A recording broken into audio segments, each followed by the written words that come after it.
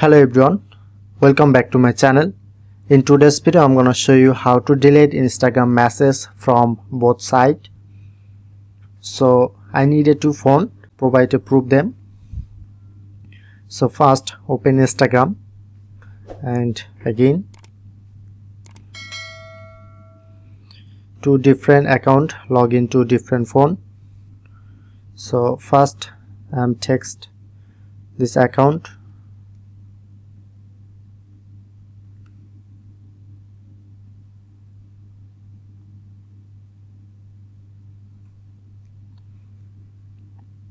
Look,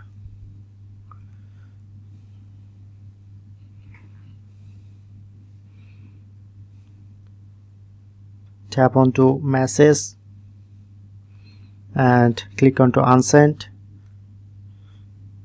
Okay, now unsent, and again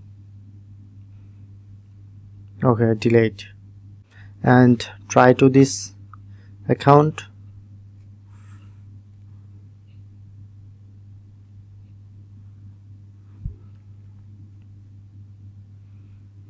Okay, so that's how you can easily delete Instagram messages from both sides. If in this video helpful, please hit the like button and subscribe our tutorial debug channel for more video.